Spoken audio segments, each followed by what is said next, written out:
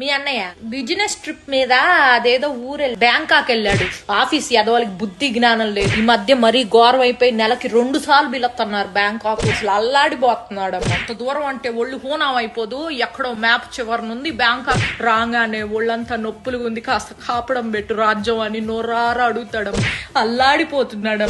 పోనీ నేను కూడా వస్తానయ్యా నీతో పాటు, నువ్వు ఆఫీస్ పని చూసుకో అంటే, వద్దో రాజ్యం నువ్వు రామాక, కడుపులో నీళ్లు కదలకుండా ఉండు, వేళకి తిని పడుకో, నీ ఆరోగ్యం నాకు చాలా ముఖ్యం అంటాడమ్మా మహానుభావుడు. అల్లాడిపోతున్నాడు.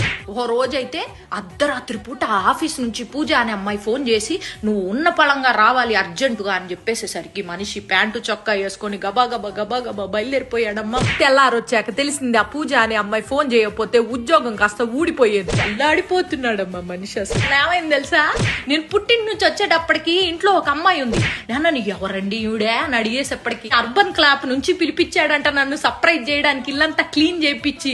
కాకపోతే నేను వచ్చేటప్పుడు మరి క్లీనింగ్ ఏమీ చేయలేదు, మరి టైం అయిపోయిందో ఏమో గానీ అల్లాడిపోతా ఉంటాడు ఎప్పుడు చూసినా. చింటూగాడి క్లాస్ టీచర్ తోటి 24 గంటలు ఫోన్ మాట్లాడుతూ ఉంటాడు. వాడికి ఎలా చదువు నేర్పించాలని చెప్పి సలహాలు ఇస్తా ఉంటాడంట. 1-2 సార్లు ఇంటికి కూడా వచ్చింది అనుకో. మన ఇంటి కింద లేదు 4 కాలేజీ అమ్మాయిలకి అద్దెకిచ్చాడు మీ అన్నయ్య. ఎందుకండి అంటే వయసులో ఉన్నారు, అర్ధరాత్రి ఏమన్నా అవసరం వస్తుందని చెప్పి కిందకి వెళ్ళి నేను హెల్ప్ చేస్తానని చెప్పి మహానుభావుడమ్మా. అల్లాడిపోతా.